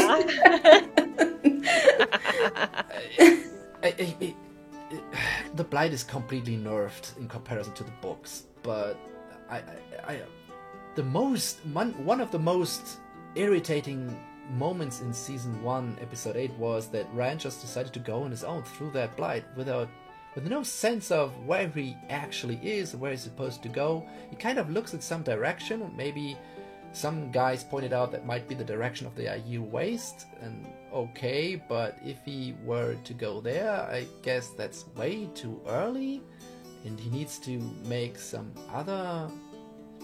he needs to do some other stuff before that, in my opinion. I mean, like we've said, we know that we're getting Barthanes, Lord Barthanes, and Ingtar and Massima. So, like, there has to be some point of getting people to Cairhien, right? Like, if we have Lord Barthanes, he's probably not going to be anywhere else but Cairhien. And it's an option to get Tom into the mix as well. Exactly. Maybe also Matt. Maybe those two meet up in Tar Varlon, and why, I don't know why, but then they make their way to Cairhien. Yeah. Then there could be some kind of I'm getting the still band back together. There's Adelius and Van Dien in The Great Hunt, who have this very minor role where Moraine is searching through the prophecies and trying to pull things from different books and writings. And I feel like that would be a really cool opportunity to introduce more of the prophecy, since the Dragon Reborn mystery has been solved. Like, maybe we can... You are reading this one right now, aren't you? Yeah. So that's awesome, because I just listened to those books, and this has been another year by now, so I can't remember that clearly. But that's a good point, because that's something I was really missing from from season 1. The prophecies of the dragon. I need more clarity here. The plot needs more clarity, and we need clearer stakes. So why is Rand important? Why do we need him? He is supposed to be the raging sun, and he was just a trickle, and poof, and the Dark One was gone, and he was smiling, his plan had worked, and hey, cool, Rand was tricked. Okay, that was a cool twist, but right now, the Dragon Reborn doesn't seem that necessary.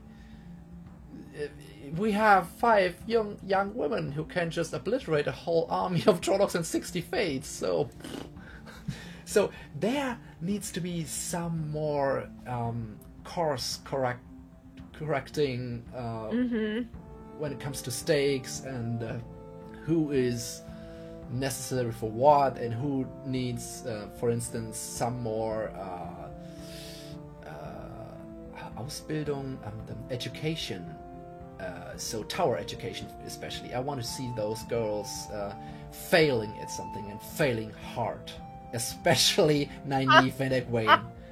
Because it's just too convenient. They're always, come on, I don't know shit about channeling, but I just have to cry. And then come on, healing someone who has been almost burned out That's high level stuff. I doubt that even Nynaeve could do that without being educated by some of the other sisters, or maybe testing out more stuff with channeling and so forth, and not even having broken her block. Während. I want that as well. Her block. They kind of alluded to that one when she wasn't able to listen to the wind. I like that. Yeah. But then she was easily ready to open herself to a circle. What? Please give me more rules of how 1 hour works in this show. You need your rule Bible. Like exposition dump after. Come on, dump everything on me. 60 minutes exposition. I would be fine with that. I think. What was I gonna say? I totally forgot. Sorry. Shoot. No, it's okay. I was escalating a little bit. I'm not quite sure what I was going to say, but if I go back to Adelius and Van Dien, like, it would be really great to get these prophecies, like, put into the story. And then I think it would also be kind of a nice setup to meet a brown sister and kind of get, like, a feel for what, like, the brown Aja stands for, because so far we really haven't seen the Ajas, except for, like, red does this, green does this, and Moraine is a blue and she's off on her own. But, like, I'm just imagining the set and, like books and libraries and writings, and I think it would be really pretty. I also think that if we're going to have Rand go off on his own, it would be a very good opportunity to introduce what being ta'veren can do. Like in The Dragon Reborn, when he's passing through villages, things get weird. Like, people start getting married and, like, you know, like, all these strange things happen. We've heard about ta'veren. They've told us accidents. They've told us what a ta'veren is, kind of, but we haven't seen it really in action yet, and I think that would be a really nice opportunity, like, to see how strange things can turn and the pattern can bend to the ta'veren. That's something still that bugs me to no end, that they had the time to spend 5 minutes on talking about some weird ancient what was that, armor, which has no significance whatsoever for the plot. But they hadn't 5 minutes to let Loyal just say something about a little bit more about the ways and why they got corrupted, and men using the one power created them, it was a gift to them and whatever, or just use Loyal as an exposition dumper. He's perfect for that. He's absolutely perfect for that. And there's so much missed opportunity. Just explain something about some weird stuff happens in the ways with the boys, and he says, obviously ta'veren, huh? What? Yeah, you know what? That's this and that, and it's just, you can condense that into something that is not overly boring, so why not? They dump those words like the statues of the Forsaken, but they never explain. I really hope that actually have a Forsaken and no one knows. Yeah. I want those statues to come back. I think they might come back. I hope so. Me too. Yeah, when we spoke with the production designer, Andre Nekvasil, kind of mentioned something about the statues, and it kind of, like, had me thinking about, is there a possibility that these will come in to the next season? Is there a theory here to explore? Because I feel as though the camera kind of waited on those statues for just where it was kind of like, remember this, you know? But no one did, because it happened in a scene where everyone was kind of annoyed of that warder who was just sad. It does feel like people forgot about the statues. Everyone remember the statues. I really love the actor. He did a great job. I really loved him. Peter Bronson is great. He's awesome. The way he explained the Aes Sedai, I love that. Yeah, I'm so sad he's gone because he was Yeah, amazing. that was a waste. That was a They're waste. doing the practice with the sword and the He was axes. kind of the Sean Bean of season 1. Yes, he was. Wasn't he? True. Not For that Stefan. much, because he wasn't the main, At least just a little bit. main character. Yeah. but he was as good as an actor and kind of wasted as well. Yeah. Mhm. Yeah. That's what I feel like some things were just rushed. Yeah. Like, I would love 10 episodes. I want that's 10 episodes, and I season want 3. them to still be an hour long a piece so that we can get everything we need in a season instead of them like trying to cram I and hope cut. I won't and- crush your hopes and dreams. Oh, but, I know. Season 3 is the earliest we get 10 episodes because That's okay. Yeah, they've already. it's gonna be 8 episodes as well in season 2. That's okay. It's okay. I But can continue I guess to it hope. could work better because they don't have to do all that exposition anymore. Yeah, there's a Now lot the of things train that are is already set moving. up. Yeah, Yeah. the plot's Yeah. moving, and now they can. Yeah, the plot has left its station. It's running. It's full steam ahead, and now, yeah, they could. I guess it will feel better structurally and with regards to writing and lore. I guess it will be way better than season 1. They can still make mistakes, of course, but I guess it will be better. I'm pretty sure. I don't Yeah. know why. I have that feeling. I'm with you. Domestic. I think, like, the world went through so much during the pandemic, and somehow, like, I don't even know how they pieced together the last 2 episodes. Like, Yeah. how much, insane. I mean, I wonder how much time they even had to shoot certain scenes, like, but Yep.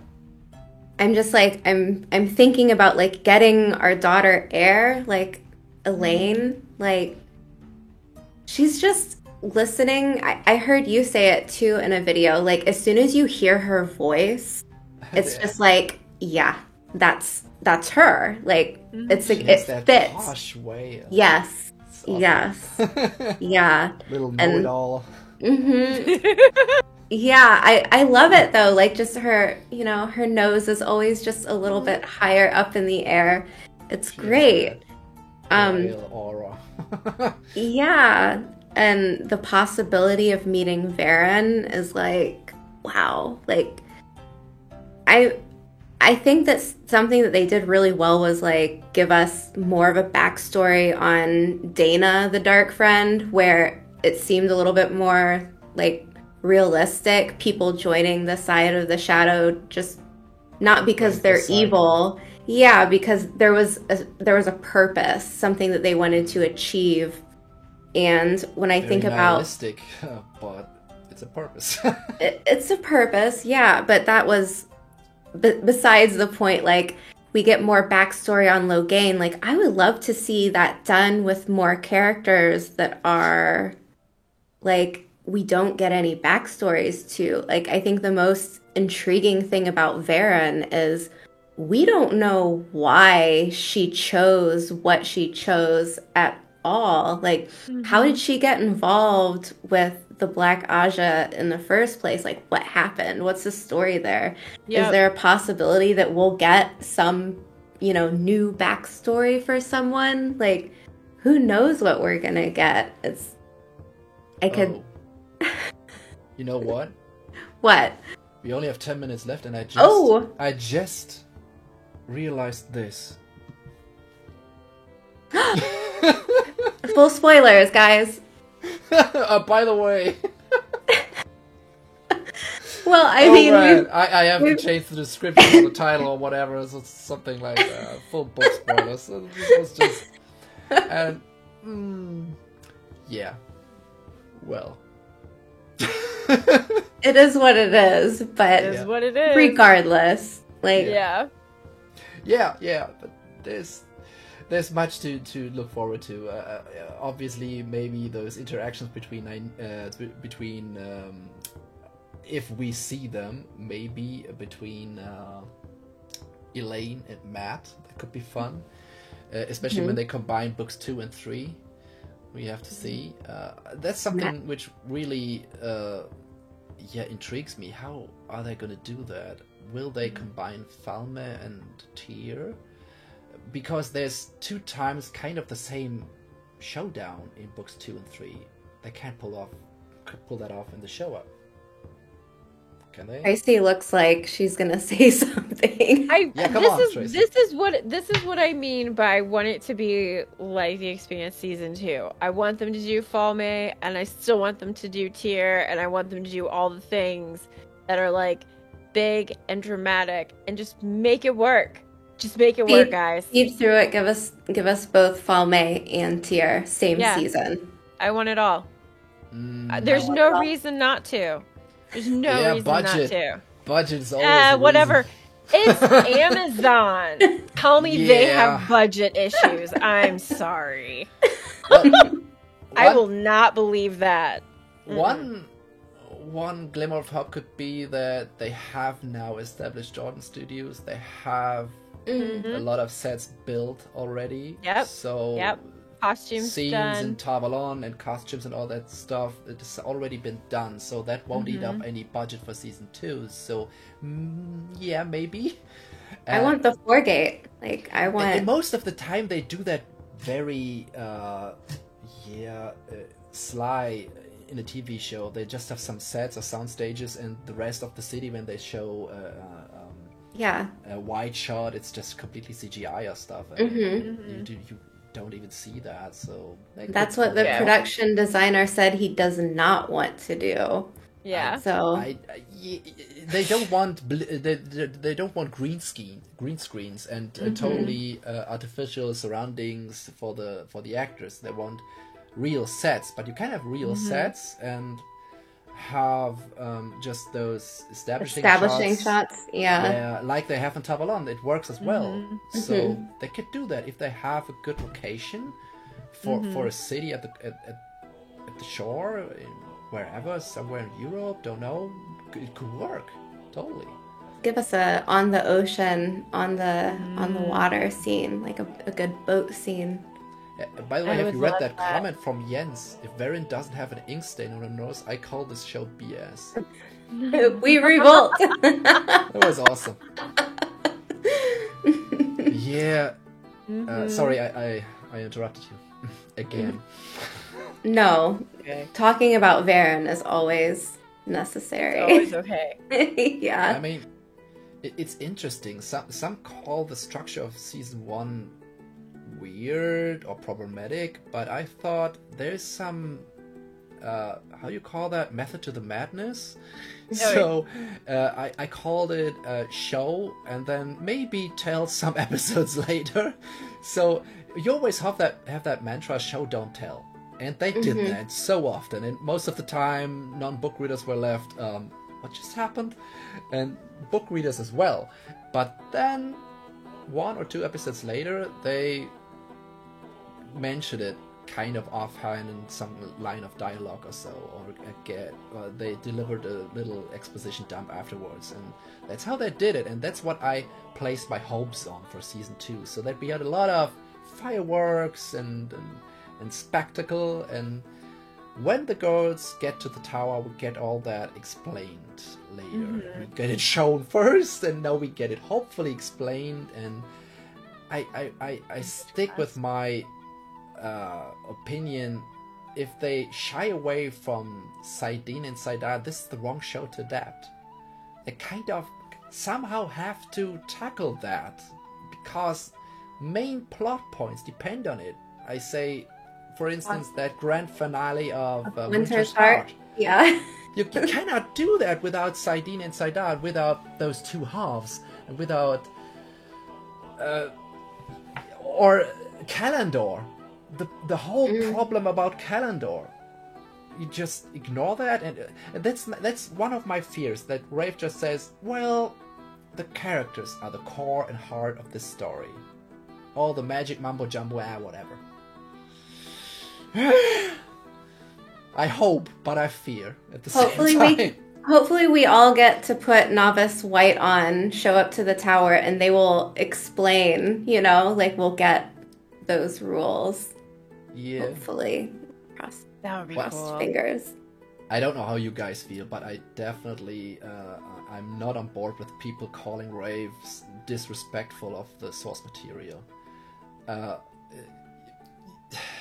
Yes, there are changes that maybe don't make sense yet, or which are just, don't know, maybe not alone his fault alone. I don't know how much control he really has as a showrunner. He should have all. I don't know how this works exactly. There's a team of authors. Then there's Amazon behind his back, looking over his shoulder, and maybe... Did he say death by 1,000 cuts? Yeah, 10,000 swords in his back, like he's protecting his child and leaning over it. That's like how it's like to run this show. And I feel with him, because I wouldn't want to do his job, really. Never, ever. Not in these times with the internet and all that hate. And I'm definitely really grateful that we have this show. And yes, there may be always some disappointment and hopes not being fulfilled and all that stuff. But there's something I talked about with Amber, and that's the German translation for Enttäuschung, for disappointment, which is Enttäuschung. Traci, I don't know if you have, I didn't mention that to you. Actually, I think you and I talked about it. Oh, we talked about it. Or maybe I talked to both of you about it. But I don't know, I can't remember. But it's just for the audience here. Enttäuschung. It's the end of being delusioned, maybe you could say. Yeah.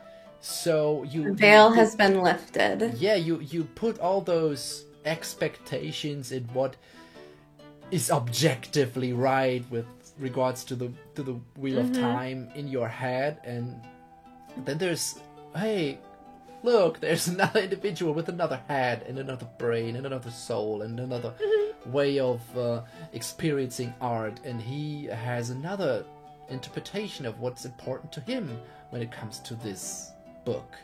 And hey, I guess most of the time when we are disappointed, we have been naive. I don't know. And Possibility. I mean, there are definitely moments where I'm just like, that wasn't for me. Like, yeah, I don't need to like. Fine to say. I guess. Yeah, and I don't think that people should have to worry about saying that. Like, yeah, I guess as long as you say that you are not fine with the change or that you don't like it, it's okay. As long as you don't say, someone's trampling on someone's grave or something like that. Yeah. It's just unnecessary and dumb. Yeah. Sorry. It's petty. It really is, yeah. It's a little bit like naive sometimes, where we don't like. Well, your brain, yeah. Yeah, it's the way she just gets angry, and come on. I love that about her, though. Like, of course, but it's just escapism. But I brought that example just because Nynaeve is such a polarizing character, like Egwene. First time reading, I remember Egwene did not much for me. But second time reading, it's the same with Nynaeve and Moraine, because I was an adult when I listened to those books, and I had children. It's totally different. it does make a difference. Yes. It does. Some people don't reflect on themselves that much, I guess. They are 40, 50-year-old individuals who can't remember that they were 16 when they first read these books. And that the world changes. Possibly. Maybe. Of course, it's absolutely okay and fine to not like changes or ways a work of art is being interpreted, but I guess it's just a way. Come on, if you want to criticize something, do it with style. And I like that. So do I. Yeah, yeah. Wir sagen in Deutschland, we say in Germany, Niveau ist keine Hautcreme. So, is there a word for Niveau? That's what I'm trying to think of. Something is not face cream. Yeah, like it's like because there's Nivea, you know Nivea. Yeah. And Like it's there's a the brand. German it's not a German word. I think it's from French origin. Niveau. It means the minimum level of being decent. So sometimes we say das Niveau ist gerade unter der Couch und weint. So the minimum decency level is just under the couch crying. So and then there's that expression of Niveau is not a not a skin cream, because Nivea sounds exactly the same and some people just don't know what Niveau means. So what it means to be decent when you criticize someone. So whatever. It's a good idiom, I guess. Yeah. Well, I guess we can hope for a lot of Sunshine action, maybe some lore about Arthur Falkenflügel, what is it, Hawkwing? Arthur Hawkwing, yes. That would be cool. Maybe more of that. And yeah, why is more this army white coming? clothes. They got established so well. More Leandrin. And I guess we are definitely in for some Wolf Brother action. We are in dire need of it, especially Perrin is in dire need of some character development. And Matt as well. Yeah. I'm excited to see the new actor for Will they Matt. do the memory blanks with Matt? So the lack of memory? I hope so. Please. Like, that's so essential to like who he becomes. Yep. Not being able to remember things and wanting to have those holes in his memory filled. Yeah. Oh, guys, I feel I have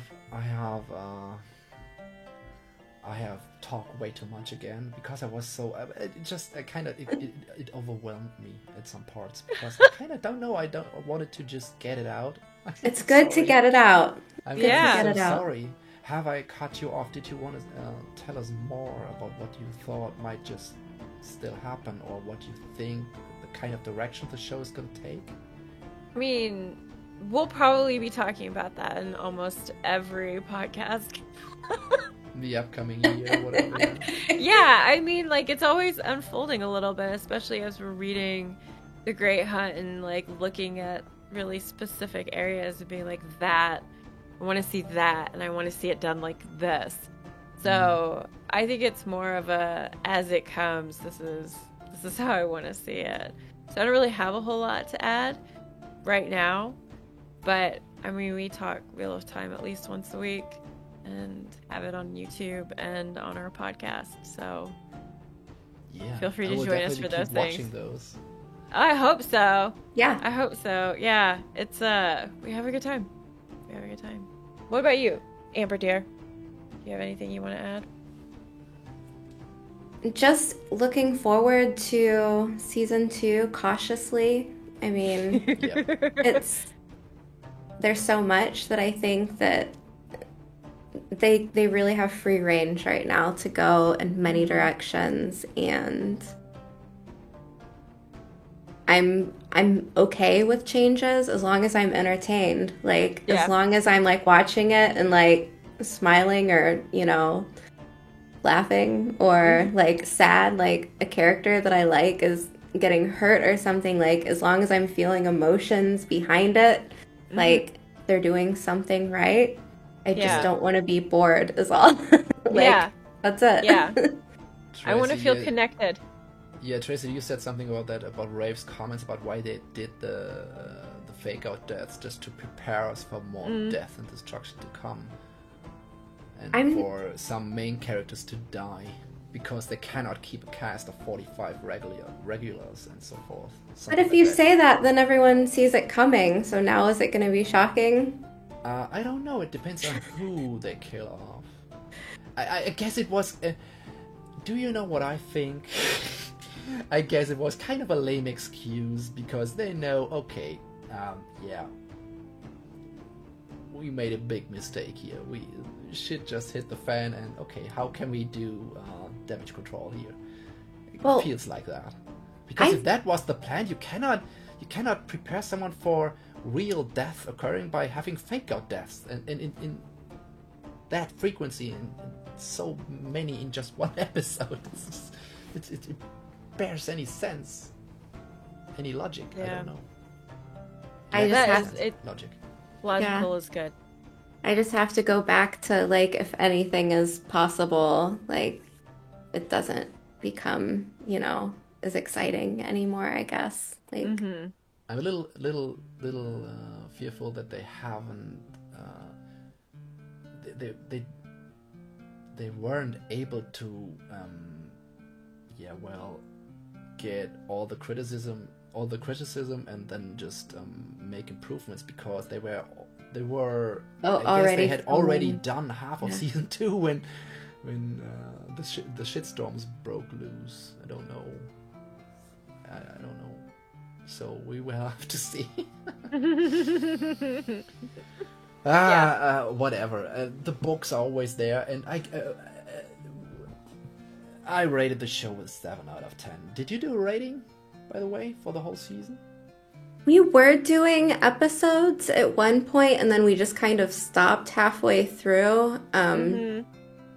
I of course really liked 4 because that was it had like payoff. So like even if we don't get the rules and, you know, the lore and everything like that, like I said, like if I'm entertained and it's like being on a roller coaster, you know, like you get to the very top and they drop you and there's something exciting happening, like cool, I'm okay with that. And then again, like episode 7, they give us this action sequence with the blood snow, which and they wanted even more people there, but they couldn't have. And I think this time it worked better because they didn't have all those extras running around. Right. It might have made it even a little bit more realistic. Like if she's fighting off just a handful of men, like which is still like incredible. Like suspension of giving disbelief birth. was hard on that one, but it was so much fun. I didn't care. Cool. My mom watched it with my stepfather, and he was like, I just don't understand what's going on here. But, like, if you have no idea about the Aiel, like, what their background is. Come on, is there any more badass way of introducing a warrior? No, I don't think there is. Absolutely not. Lacking the word warrior, what's that? People, warrior culture, nation, warrior culture, warrior nation. Yeah, if one pregnant woman just disposed of 6 armed guys like that, so it's just she just annihilated them. Yes. Yeah. In labor. Yeah. But that's all I had. So I just remembered something, because here's my copy of Threatening Shadows, and I feel it's pretty much the same season 1, because this has been split in the middle, and I just turned the pages and thought, what the hell?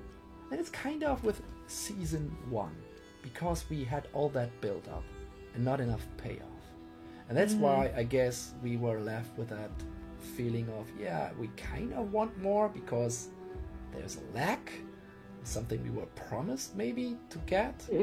And but we don't leave that season with that on that high. So come on, cool, can't wait for season 2. It's more that cautious wait for season 2. I'd say I'm excited. It falls, kind of. I am. The more I learn about season 2, casting and so forth. I get it. I think the repercussions of season 1, or watching the finales, they have now they are about to disappear. So right now, that's my children coming back. Right, give me 1 second. So let me finish that for the end of this stream. So I guess we could wait a second. I have to answer that. Wait a second. I'm back. Right. Just take it away, Tracy and Amber. So what do we talk about now that he's gone? Chat. I don't know. Tell us, chat. What do you want us? Well, let's see here. They did say something about Während. Sarah said they're definitely going to spend some time among our faux French people, the Kyrianen, I believe, which I'd like to see that. Oh, sorry. So, you were on still. No, we just chatted with your chat. Yeah, you did. Oh, cool. So, this book, it felt incomplete. And that's kind of how season 1 feels. It just leaves that hole. Don't know. Kind of a little bit of disappointment, and maybe there could have been more. And Rafe always said, we don't adapt it book by book, and we don't do it page by page. It's adapting the whole series. And I guess it might feel like when I had been left all those years back and had to wait a year or two for the next book, that would have been awful. It's like now with the series. But I could just pick up the next and okay, it all made sense. So I'm guessing when we get season 2, and maybe when we hopefully get all 8 seasons, and we will be able to watch it all just in sequence, then it might make a lot more sense, and then it won't feel incomplete, and then the whole build-up of season 1 makes more sense because we have payoff of certain things in season 2, 3, and so forth, and it all works. But right now, structurally, it is kind of messy. A bit jarring, yes. Yeah. Okay. So now my kids have returned, and I have to be daddy as well. It's cool, I get it. The prof only. Does that mean prof out? That means kind of prof out, yeah. But I just don't want to run away now. I just, first and foremost, I want to thank you for being here. That was awesome. It was kind of hard for me to do all this in English. You did great, and I mean, chat. Like, thanks for sticking through us speaking English the whole time. Yeah, it was great. But I'm again. I feel I talk too much. Please feel free to interrupt me. do it. Just do it. I could. I'll get a sign next time. Or something. I order a buzzer on Amazon. You get a buzzer and you. So now it's my turn. Something like that. It could be fun. We could just connect that to my OBS, and then there's a prof out. So time out for profs. I'll get a sign, like. Okay, cool. Hope to see that to do that again sometime. Yeah, that'd be nice. All right. Okay, thank you. Thank you, people in chat. Thanks for hanging out with us. Yeah, not that much, guys, but I guess it was because it was... I checked it, by the way. It was on the thumbnail that it's a full book spoiler stream, and most of my viewers, I guess, weren't completely through the books or haven't read it. They were just watching the show and so forth. And then there's the English part. Maybe we'll see how this video does on demand. So... Yeah. Okay. But it was fun, nonetheless. Yes, it was. Yes, it was.